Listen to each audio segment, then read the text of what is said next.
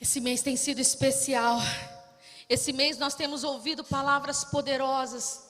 Eu não sei quantos daqui não acompanharam desde o começo. E às vezes tem pessoas que falam assim: mas mês disso, mês daquilo, todo dia é dia disso, todo dia é dia daquilo. Mas nós declaramos profeticamente que maio é o mês da família. E foram ditas palavras intencionais sobre família. Quem pôde estar aqui ou quem pôde ouvir pela internet, viram palavras que foram verdadeiras chaves para mudar as vidas, para mudar as histórias. Eu sempre falo: não torne comum aquilo que Deus faz extraordinário. E Deus preparou palavras para que você e a sua família experimentassem algo novo, algo que talvez há muito tempo você esteja querendo viver e não viveu ainda. Por isso eu te convido a voltar às palavras.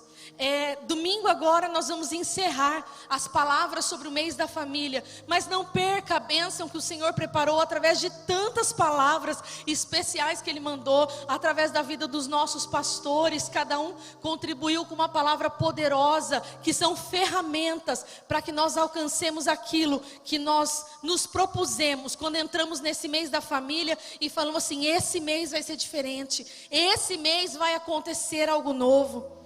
E eu convido vocês a voltar, mas você que já ouviu, você que tem ouvido já desde o começo, talvez você chegou aqui nesse penúltimo dia de culto do mês da família, e talvez o seu coração esteja assim: poxa, eu ouvi, eu fiz a minha parte, eu estou tentando, o pastor tal falou sobre isso, eu cheguei em casa, eu tentei fazer. Ou já tem coisas que foram faladas que há tanto tempo eu tenho tentado fazer, mas parece que não muda. Parece que tem coisa que não está virando na minha casa. Eu tenho tentado e eu sei. Enquanto eu orava, o Espírito falou de pessoas que estão tentando mesmo. Pessoas que estão botando em prática. Pessoas que pegaram chaves na mão, estão girando essas chaves, mas tem coisa que não está destravando. Tem coisa que não está abrindo. Eu quero falar hoje para vocês sobre um lar de milagres. Queridos, onde Jesus entra, Ele faz milagres. Onde Jesus entra, Ele faz milagres. Na casa que Ele entra, Ele faz milagre. Na família que Ele entra, Ele faz milagres. E eu te convido a orar rapidamente mais uma vez. Agora fecha os seus olhos. Senhor, nós declaramos uma noite de milagres. Nós declaramos, ó Deus, que aquilo que saiu do Teu trono, aquilo que saiu do Teu coração para essa noite, não volte sem encontrar lugar em cada coração aqui essa noite. E nós pedimos: Espírito Santo, reaviva a fé. Espírito Santo, toca. Espírito Santo, coloca essa palavra de verdade, que os Teus filhos entendam que isso não ficou no passado, mas que isso é uma realidade para nós hoje, e que cada um saia daqui crendo que o Senhor Jesus entrará e tornará cada casa aqui, e tornará cada família aqui um lar de milagres, para a honra e glória do Teu nome. Nós profetizamos essa noite lares de milagres, Jesus entrando, Jesus transformando, Jesus levantando mesas, arrastando cadeiras, Jesus fazendo aquilo que for necessário para que a nossa casa seja aquele lugar que o Senhor determinou que seja. Nós te entregamos o senhorio dessa noite, Pai. Que as nossas mentes sejam agora um terreno aberto para o Espírito Santo, e que todo mal que se levantou para impedir essa palavra de chegar em cada coração bata em retirada em nome de Jesus. Que nada venha atrapalhar os Teus filhos de receber aquilo que o Senhor preparou para eles essa noite. Nós te pedimos e já te agradecemos, porque sentimos claramente, palpavelmente, a presença do Teu Santo Espírito aqui neste lugar, em nome de Jesus, amém. Queridos, nós queremos falar sobre um lar de milagres, que é o lar que Jesus entra. É o lar onde Jesus é convidado, é o lar onde Jesus tem liberdade de fazer aquilo que Ele pode fazer. Eu não conheço a vida de quase ninguém, e os que eu conheço, eu não conheço nem tão bem, para saber tudo o que precisa, mas nós estamos num ambiente onde o Espírito Santo conhece cada necessidade, e Ele sabe aquilo que você veio buscar esse mês inteiro. Ele sabe aquilo que você ficou orando durante todo esse mês, por aquilo que você jejuou. Ele conhece o problema que está firmado ali na tua casa até hoje. Ele sabe o que você tem enfrentado em família. Ele sabe as pessoas que precisam de salvação na sua casa e que ainda não foram alcançadas. Ele sabe o quanto você tem falado para algumas pessoas da sua casa e parece que entra num ouvido e sai pelo outro. Ele sabe de enfermidades que pessoas estão vivendo e que ainda não saíram da vida dessas pessoas. O Espírito Santo, Ele sabe de todas essas coisas. E eu continuo declarando para vocês que essa noite, ela foi marcada para ser uma noite sobrenatural de milagres, porque Jesus quer fazer um milagre na sua vida. E eu quero caminhar um pouco com vocês, eu não vou me demorar muito. Eu quero que nós oremos. Eu quero caminhar um pouco com vocês sobre algumas pessoas da Bíblia que viveram milagres. É o que eu falei, eu não sei o que você está vivendo, eu sei um ou outro, alguns problemas, mas eu quero, através da Escritura Sagrada, da Palavra de Deus, eu quero trazer para vocês alguns lares que foram impactados quando Jesus entrou. E aí você vai ver que talvez não é tão impossível assim, talvez o que esteja faltando é alguma outra coisa, um pouco mais de fé, é um pouco mais de clamor, é um pouco mais de posicionamento, mas o que não falta é poder de Jesus para transformar um lar, que você possa acompanhar na palavra. Nós vamos projetar, que você possa acompanhar. Eu não vou ler todos os textos que eu separei, depois eu comento, e quem gosta de escrever aí pode escrever. Mas eu quero ler para vocês um texto que fala de um pai que pediu um milagre para sua filha. Lucas 8. Quem estiver anotando, Lucas 8, 40, 42, 49, 55. Esse milagre aconteceu numa família. Esse milagre aconteceu entre um pai e uma filha. Quando Jesus voltou, uma multidão o recebeu com alegria, pois todos o esperavam. Porque sua única... Foi para onde? Bem, aqui fala que Jairo chegou até Jesus. Olha lá, então um homem chamado Jairo, dirigente da sinagoga, veio, prostrou-se aos pés de Jesus, implorando-lhe que fosse à sua casa, porque a sua única filha, de cerca de 12 anos, estava à morte. Estando Jesus a caminho, a multidão o comprimia. Vai para o 49. Enquanto Jesus ainda estava falando, chegou alguém da casa de Jairo, o dirigente da sinagoga, e disse: a sua filha morreu, não incomode mais o mestre. Ouvindo isso, Jesus disse a Jairo: não tenha medo, tão somente creia e ela será curada. Quando chegou à casa de Jairo, não deixou ninguém entrar com ele, exceto Pedro, João, Tiago e o pai e a mãe da criança. Enquanto isso, todo o povo estava lá fora, se lamentando e chorando por ela. E Jesus disse: não chorem, ela não está morta, mas ela dorme. Todos começaram a rir dele, pois sabiam que ela estava morta. Mas ele a tomou pela mão e disse: menina, levante-se. E o espírito dela voltou, e ela se levantou imediatamente. Então Jesus lhes ordenou que dessem de comer a ela. Queridos, um pai que viu que Jesus estava passando e foi clamar pela sua filha. E o interessante desse texto é que no meio desse pedido, e a gente vai ler depois o que atrapalhou Jesus de chegar ali na hora, mas isso não mudou nada, porque com uma palavra ali: menina, levanta-se, Jesus fez com que aquela menina, ela se levantasse e ela tornasse a vida. E eu queria falar algo para vocês aqui antes da gente terminar, que eu pude falar para uma pessoa que eu estava conversando esses dias, uma pessoa que disse que começou a ler a Bíblia. E eu falei assim: leia, mas leia mesmo. Mas a primeira coisa, você precisa entender que você tem que ler a Bíblia como a palavra de Deus, como algo verdadeiro. A palavra de Deus na íntegra, não em partes. Se você não crê que o que você está lendo é a palavra de Deus e o que está escrito ali é verdade, não precisa ler. E eu quero falar a mesma coisa para vocês antes da gente continuar. Tenha certeza de que a Bíblia é a palavra de Deus e que tudo que está escrito lá, aconteceu e não ficou no passado, mas é para mim e é para você. Aquele pai experimentou ver a sua filha doente, ele correu atrás do mestre, ele clamou, ele pediu, e ele viu o próprio Jesus entrando na sua casa e ressuscitando a sua filha diante de todas as pessoas que estavam até dando risada, porque eles falavam: essa menina está morta, o que ele está pedindo? Ajuda para alguém. E Jesus entrou naquele lar, e Jesus ressuscitou aquela menina, e aquele lar foi restaurado, e a alegria entrou naquele lugar.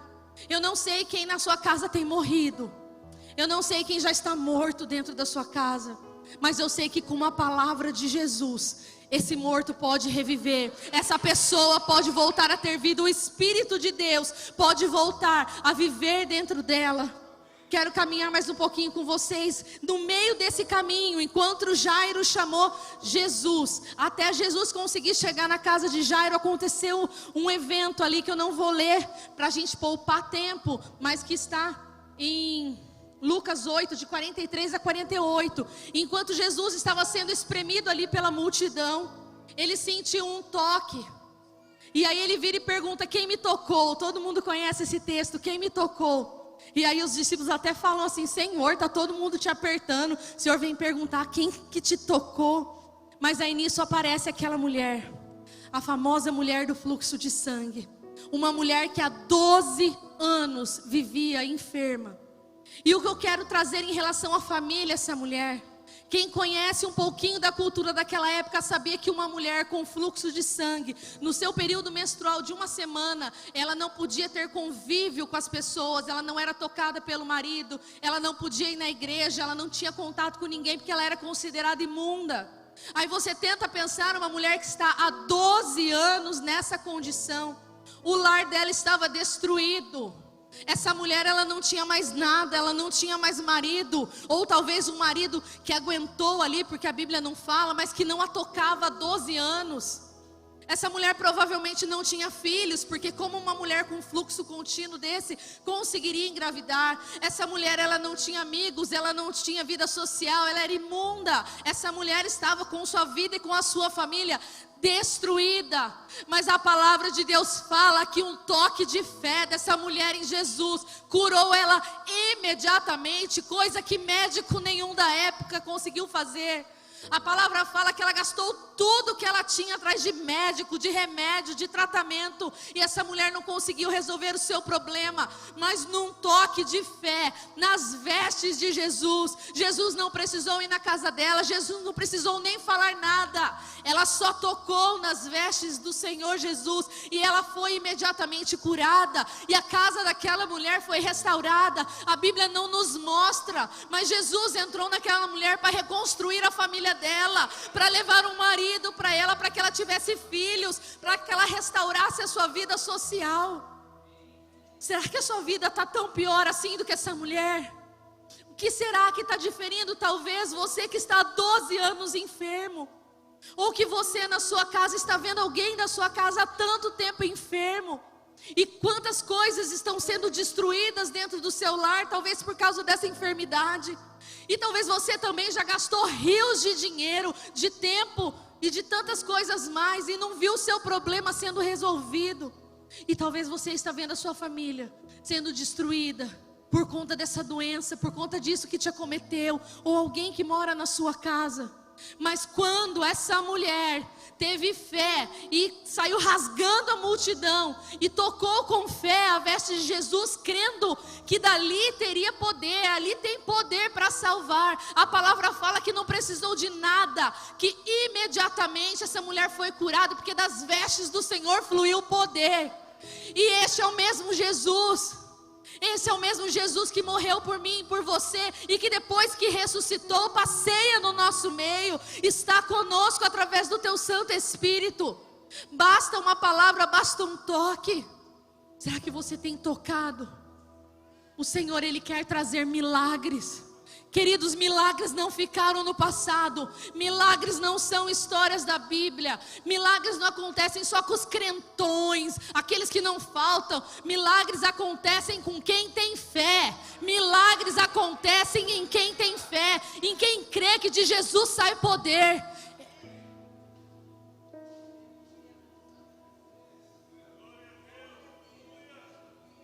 Eu vou ler apenas mais 2 textos. Marcos 9, de 14 a 27. Um pai desesperado pela libertação do seu filho. Quando chegaram onde estavam os outros discípulos, viram uma grande multidão ao redor deles e os mestres da lei discutindo com eles. Logo que todo o povo viu Jesus, ficou muito surpreso e correu para saudá-lo. Perguntou Jesus: o que vocês estavam discutindo? Um homem no meio da multidão respondeu: mestre, eu te trouxe o meu filho que está com o espírito que o impede de falar. Onde quer que o apanhe, jogam no chão, ele espuma pela boca, range os dentes e fica rígido. Pediu aos seus discípulos que expulsassem o espírito, mas eles não conseguiram. Respondeu Jesus: ó geração incrédula, até quando estarei com vocês? Até quando terei que suportá-los? Tragam-me o menino. Então eles o trouxeram, e quando o espírito viu Jesus, imediatamente causou uma convulsão no menino, e ele caiu no chão e começou a rolar, espumando pela boca. Jesus perguntou ao pai do menino: há quanto tempo ele está assim?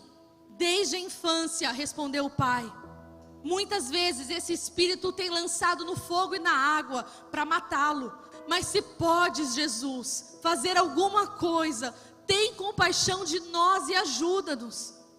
Se podes, disse Jesus, tudo é possível àquele que crê. Imediatamente o pai do menino exclamou: eu creio, ajuda-me a vencer a minha incredulidade.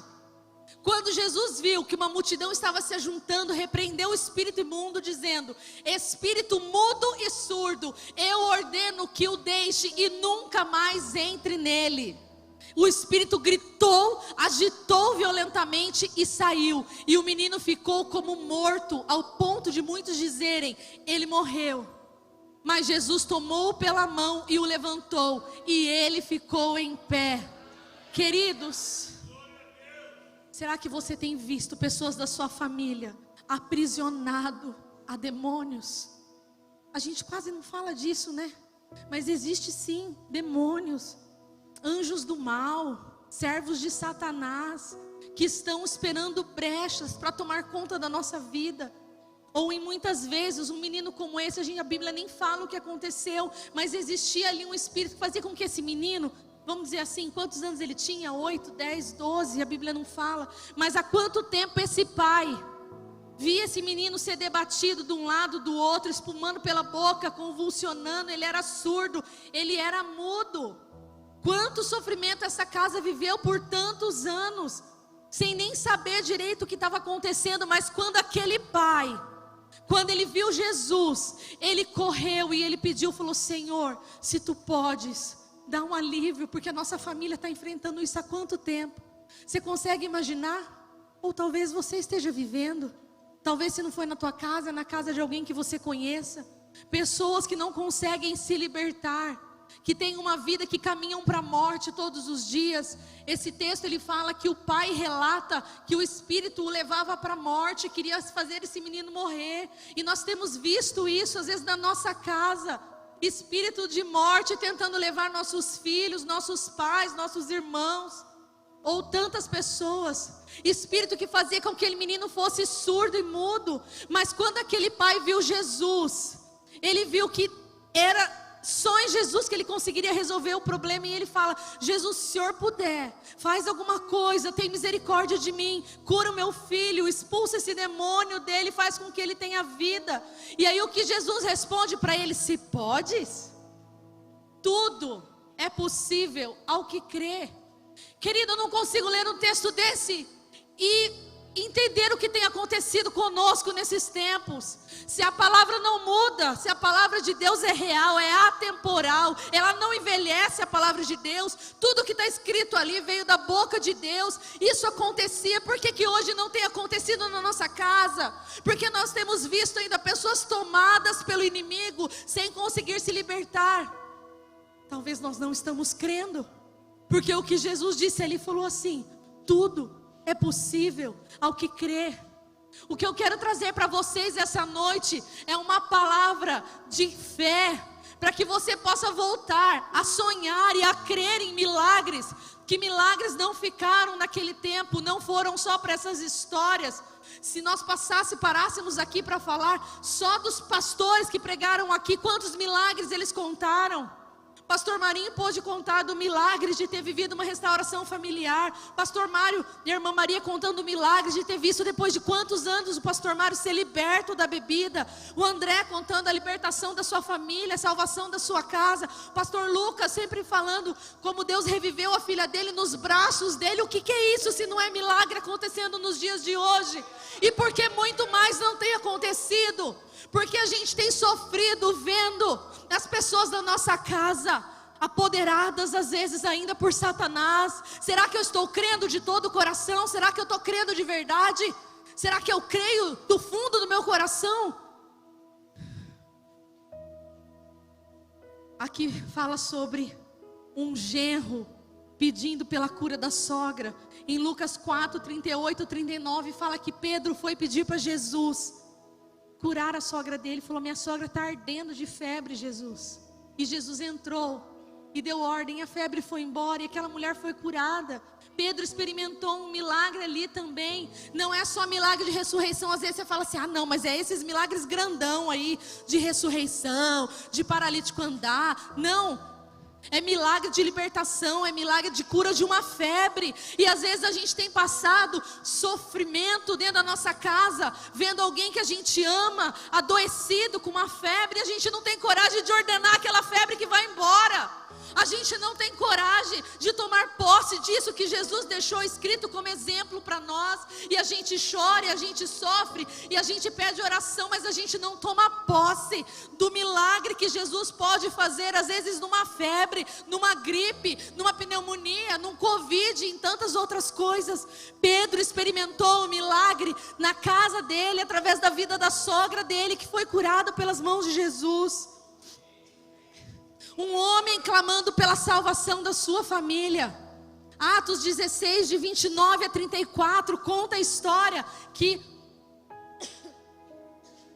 estava ali naquele momento lá na prisão, os discípulos lá presos, cantando, orando, as cadeias foram quebradas e virou aquele alvoroço. Não vou entrar nesse detalhe, mas aí o carcereiro desesperado, ele sai e ele fala assim, quando ele viu que eles não fugiram, que eles estavam lá, que estava tudo em ordem, aquilo toca o coração dele. Ele fala assim: o que eu preciso para que minha casa toda seja salva? Conheça isso daí que eu estou vendo vocês viver. Vocês estavam cantando, vocês estavam orando, de repente veio um terremoto, abalou tudo, ninguém veio e quebrou as cadeias e vocês ficaram livres, mas aí vocês obedeceram e não fugiram. O que é isso? Bugou a cabeça daquele carcereiro. Ele falou: eu quero isso para mim, eu quero isso para minha casa, o que eu preciso fazer?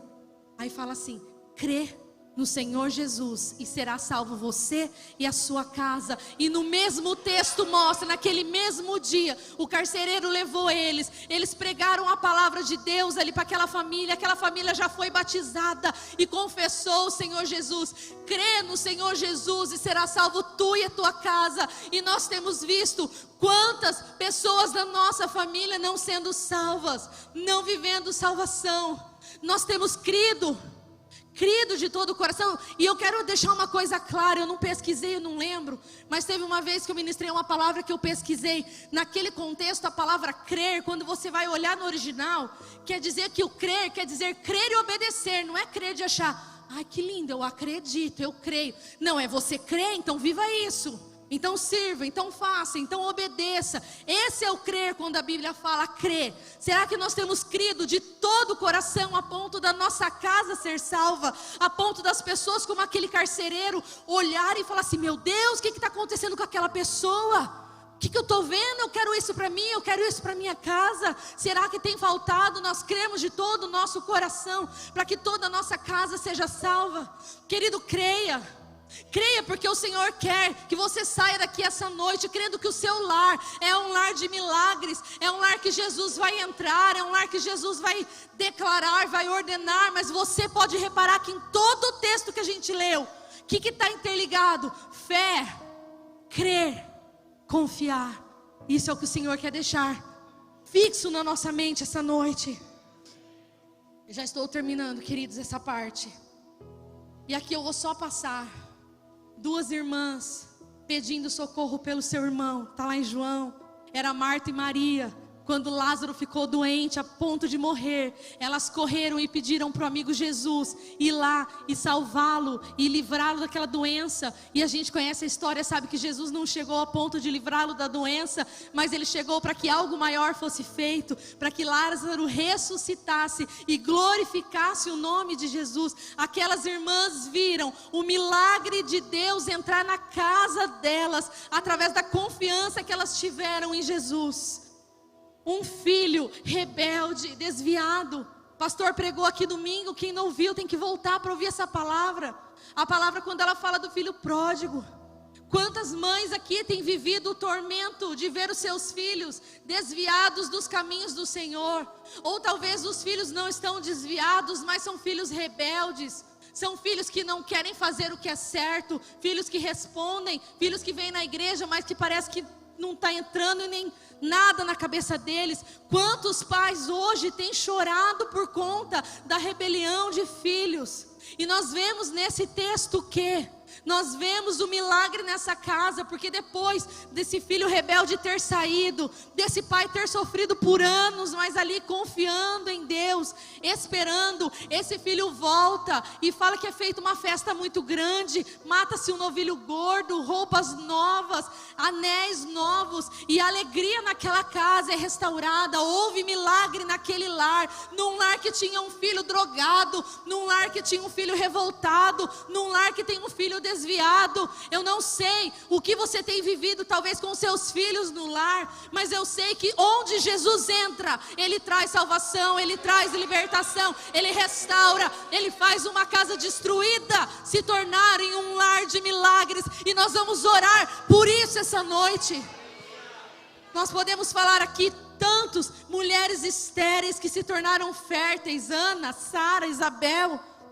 Uma adúltera que ia morrer e nós vimos o Senhor tocar ela e perdoá-la, e ela tendo a chance de restaurar a sua vida.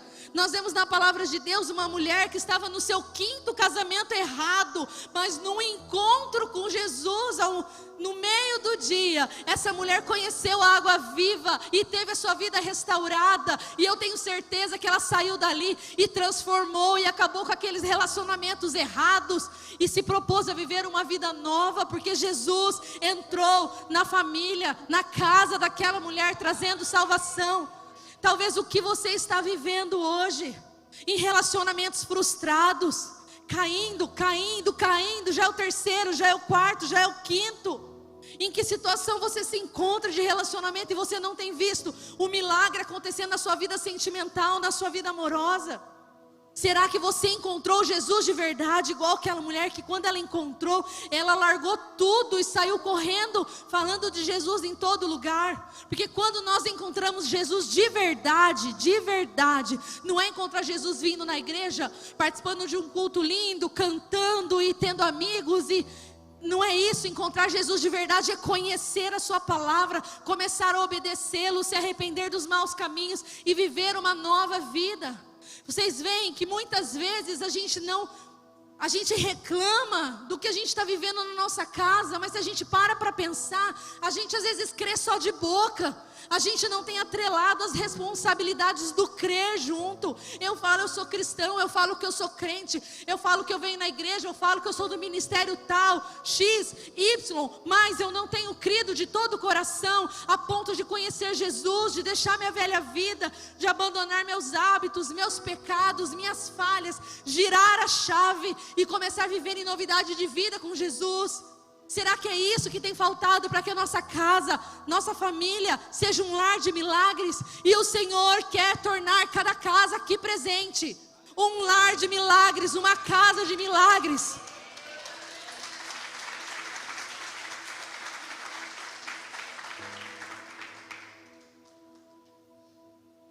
Lembrei aqui do Antigo Testamento, para não mostrar que é só o Novo Testamento com Jesus.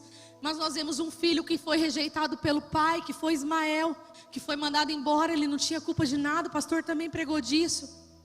E talvez pessoas que construíram já até famílias, mas vivem presos num passado de ter sido rejeitado por pai, de ter sido rejeitado por mãe. Mas Deus, Ele entrou aqui na vida de Ismael quando ele estava a ponto de morrer e fez dele também uma nação. Deus, Ele entra, Jesus, Ele entra. Nós podemos falar de Ruth, uma mulher que naquela época desamparada, ficou viúva, sem marido, sem filhos, em terra estranha. Mas ela com sua sogra, elas tinham Deus, e elas obedeciam, e elas criam, e a Ruth pôde ver a sua família ser transformada. Depois de muito tempo viúva, sem filhos, ela se casou, ela teve filhos, e ela fez parte aí da genealogia de Jesus, com aquilo que ela se posicionou a fazer. Entrou um milagre na vida de Ruth, entrou um milagre nessa casa. José, ele era odiado pelos seus irmãos. Talvez seja isso, a tua casa não tem paz, você não se dá bem com seus irmãos.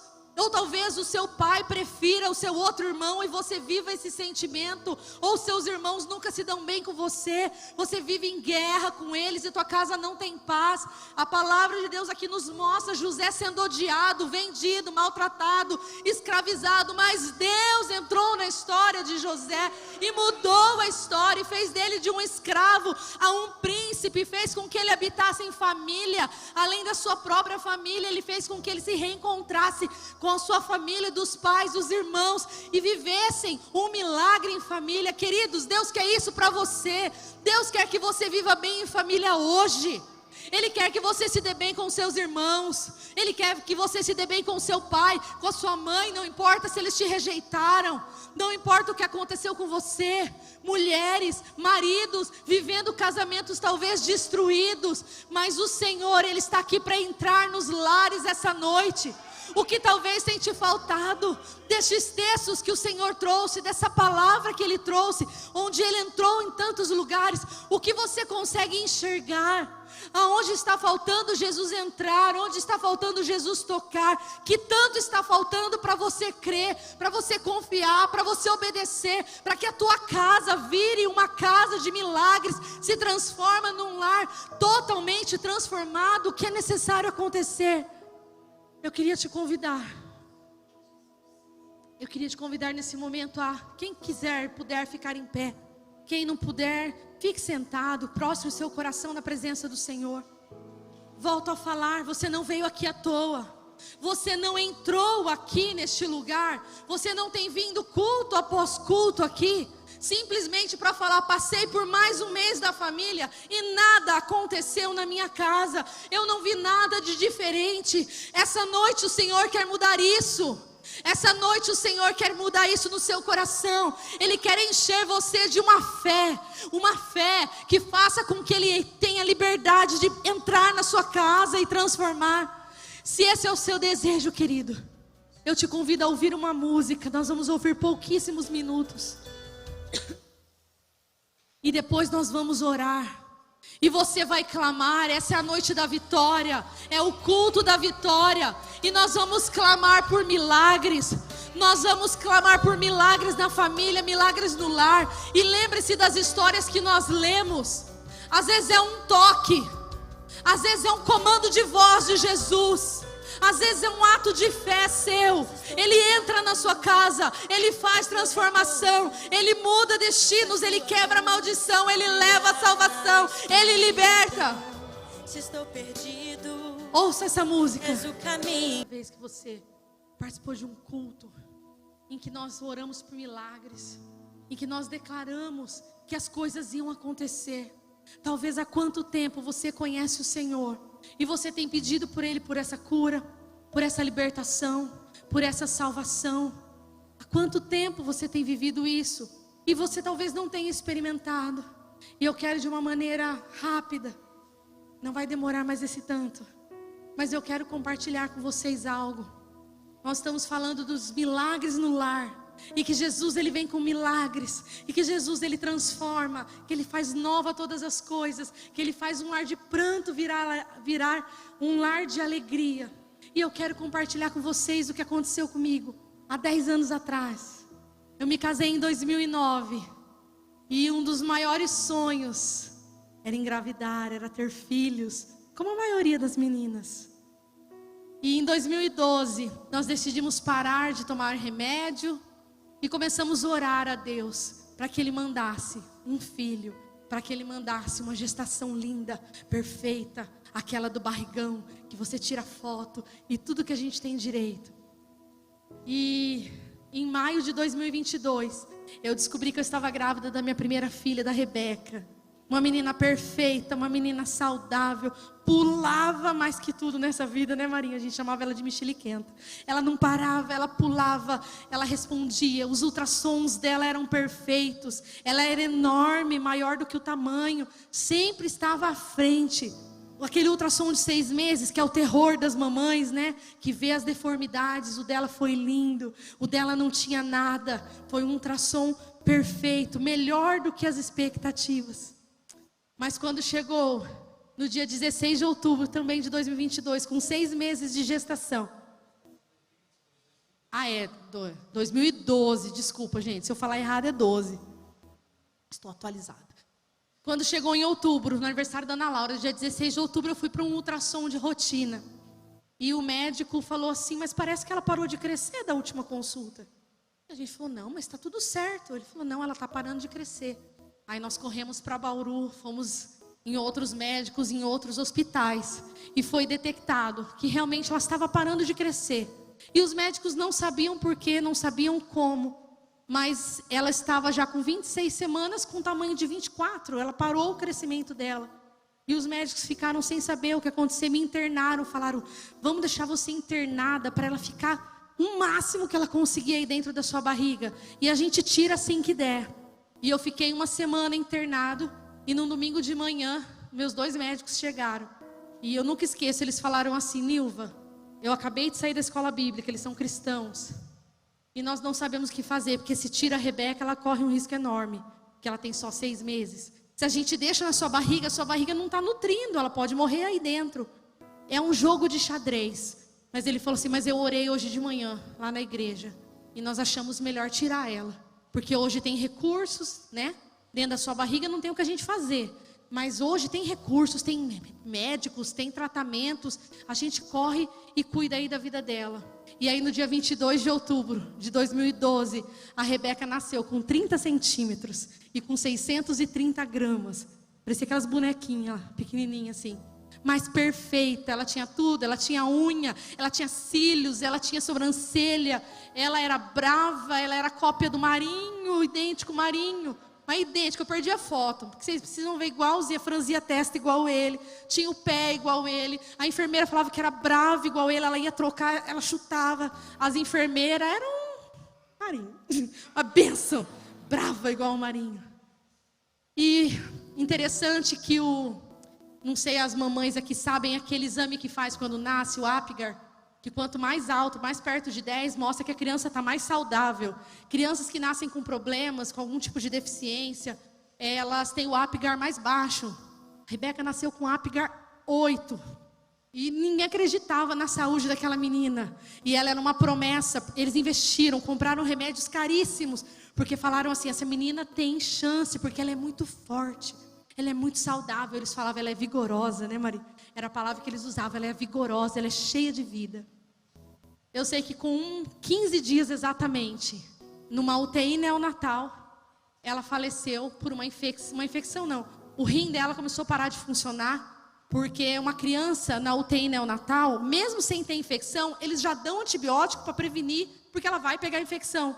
Só que um rinzinho de 6 meses aguenta antibiótico? Não aguenta. Então o organismo dela não aguentou essas medicações e com 15 dias ela veio a falecer. Eu vivi 15 dias com a minha primeira filha, Rebeca. Mas quando aconteceu tudo isso, nós choramos, nós vivemos o nosso luto. Quem aí perdeu pessoas sabe como é terrível. Acho que foi um ano terrível. Só que a gente não tinha perdido esperança nenhuma, porque nós éramos novos, primeiro filho. E o médico falou assim, isso daí... Não lembro o nome. Ele falou, é um negócio que acontece de vez em quando em primeira gestação. É como se o corpo rejeitasse, visse como um corpo estranho. Aí o corpo, mas na segunda gestação nunca acontece isso. Porque aí o corpo já entende, né, que é um bebê. Mas por via das dúvidas, nós vamos fazer um tratamento. Você vai tomar injeção na barriga. E vai fazer isso. Mas não tem chance de acontecer de novo. Fica tranquilo. E nós entramos aí. Um ano e meio depois, para uma segunda gestação, em 2014, eu engravidei pela segunda vez de uma menina, a Ana Liz. E a gente estava assim, tranquilo, e fazendo todo o tratamento, e os médicos falando assim: fica tranquilo, está tudo sob controle, não tem como acontecer aquilo de novo. E se acontecer, a gente já está prevenindo, com essas injeções e com tudo mais, fazendo um monte de ultrassom. Mas com 5 meses, eu comecei a não sentir ela se mexer. E eu fui num pronto-socorro, eles falaram que estava tudo bem, mas quem sabe como que é mãe, né? E eu falei: não, vou no médico. Chegou no médico, fez ultrassom, dia 5 de maio. Falou assim: a sua bebê morreu na barriga. E aí foi um choque. E aí nós tremíamos, e aí sim foi um derrubar de tudo, mas a segunda não aconteceria isso. Mas na segunda aconteceu, e nós não pudemos nem fazer nada. E essa eu não pude nem conhecer, porque ela já estava morta no meu ventre. E eu ainda tive que ficar, o médico falou: volta para casa, porque você toma injeções anticoagulantes, e é perigoso. Então você fica 2 dias em casa para o organismo limpar. E aí você volta aqui no dia 7, a gente vai fazer um parto normal para tirar esse bebê de você. E aí, no dia 7 de maio de 2014, eu fui submetida a um parto normal induzido, dolorosíssimo, porque era uma criança já de 5 meses, uma criança formada, uma criança grande. A criança não saía, eu tive que ser levada com urgência para o centro cirúrgico, sem saber o que ia acontecer lá. Meu pai e minha mãe no quarto, o Marinho não queria que visse a cena. Ele desesperado, e a gente viveu aquele pesadelo de tirar uma criancinha morta com 5 meses. E ela não quis nem conhecer. Falaram: quer conhecer? Eu falei: não, assim não. E aí em 2014 foi onde a gente falou assim: não, quer saber? Acho que não é para acontecer. Acho que não é o plano de Deus, não. E eu comecei a orar, falar assim: Senhor, o Senhor me conhece. A minha vida é do Senhor, o Senhor sabe, se o Senhor der, eu pego, se o Senhor tirar, eu aceito. Então eu estou entregando isso nas suas mãos. Mas havia uma pressão por parte dos nossos amigos e de todo mundo, tipo assim: Nilva, vai ver o que é, vai fazer exame, você vai deixar quieto isso daí? Mas eu já estava assim: poxa, eu creio num Deus que é tão poderoso, num Deus que faz uma criancinha abortada num lixão viver depois de não sei quantos dias sem comida. Um Deus que faz isso, se quisesse não poderia deixar meus filhos vivos, Ele não quer. Mas era muita gente falando, eu falei: quer saber, eu vou fazer esses exames.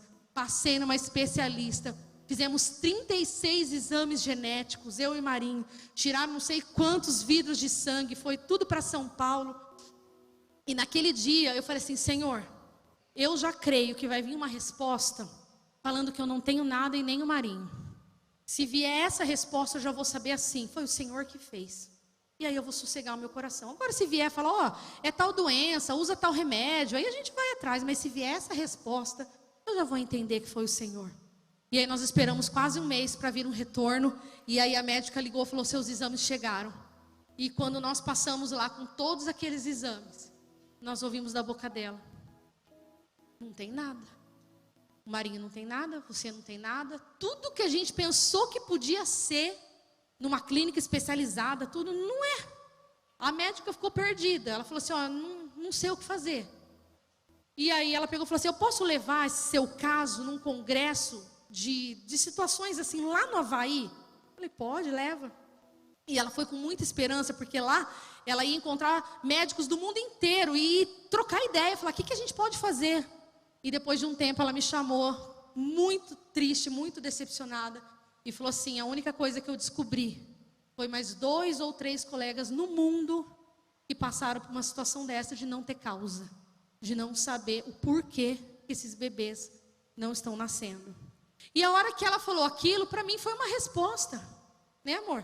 Nós calamos o nosso coração, porque a gente já tinha falado isso, falou assim: Senhor, Tu és o dono da nossa vida, se o Senhor está falando isso, está falando que não, meu Deus, a gente entrega esse sonho para o Senhor. E naquele momento a gente decidiu que não iria tentar mais, porque nós entendemos um não do Senhor ali, mas de uma maneira repentina e inusitada. Eu engravidei pela 3ª vez, em 2015, um ano depois.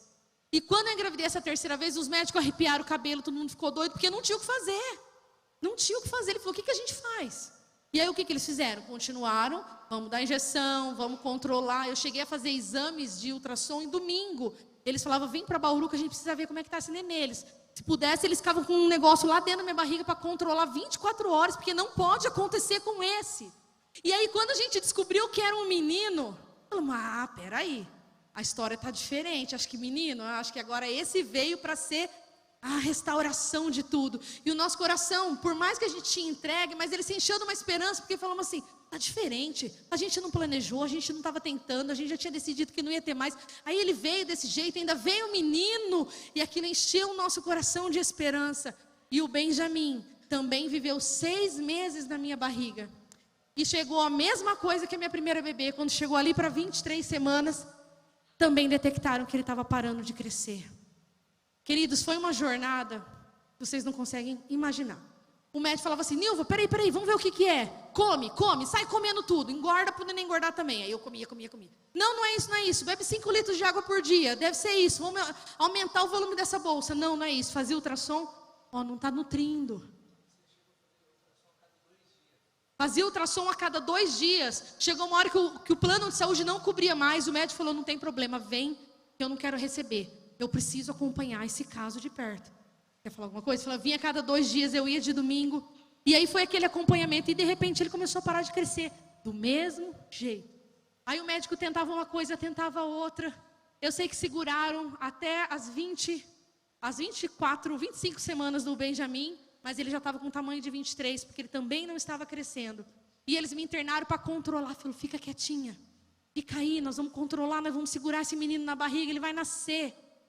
Mas numa visita rotineira, aquela de manhãzinha que as enfermeiras passam no hospital e verifica tudo. Jesucidentemente, chegou a enfermeira e meus 2 médicos juntos, isso nunca acontecia. E ela verificou minha pressão e ela viu que estava 23/18. E naquela hora ela olhou para o médico, ele falou assim, corre com ela para o centro cirúrgico. Esse nenê tem que sair daí agora, senão ela vai morrer. Vai morrer os 2. E aí fui para o centro cirúrgico, fiz uma cesárea. O Benjamin nasceu, ele viveu 5 dias, e da mesma maneira que a Rebeca, o corpinho dele era muito frágil, e ele não aguentou, e ele viveu apenas 5 dias de vida. Queridos, quando aconteceu isso, e eu retornei para o meu médico, ele virou para mim e falou assim, Nilva, eu vou ser sincero com você, não tenta mais, porque eu vi a sua vida na palma da minha mão, não posso viver isso de novo, você quase morreu, das 3 vezes você quase morreu. Então não tenta, porque hoje a medicina não tem explicação para isso. Esquece esse negócio de ter filho, esquece esse negócio de ser mãe, vamos tocar a vida, porque isso daí não vai dar certo. A medicina não tem como te ajudar. Mas naquele momento, o meu coração do Marinho já estava em paz, porque não tinha a ver com a medicina. Nós já tínhamos decidido isso diante de Deus, que nós tínhamos entregado. O Marinho sempre falava assim, eu tenho uma filha. Ele falava, mas e você? Eu falava, mas eu entreguei isso para Deus. Eu lembro, na 3ª gestação, eu ouvia muita pregação.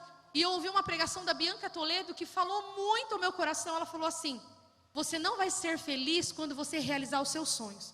Você vai ser feliz quando você realizar os sonhos de Deus. Aquilo foi uma chave. Naquele momento eu entreguei de vez para Deus o sonho de ser mãe. E no lugar, Ele me deu muitas outras coisas. Eu não vou entrar nesse mérito agora. Nós vamos ter outros dias, outras chances para falar sobre como foi esse processo. Mas o que eu quero falar para os irmãos nessa noite é que, e quando Deus fala não?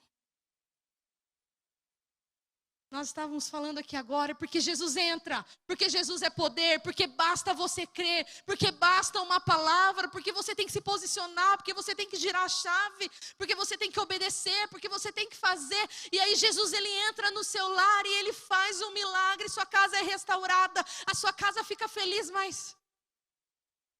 E quando não acontece? Aí eu falo para você que está aí sentado, e quando a mãe parte? E quando um pai vai embora antes do tempo? E quando um filho parte? E quando você vê pessoas morrendo que você ama? Fala, eu nem sei se essa pessoa foi salva. E quando não acontece o milagre da maneira como a gente espera?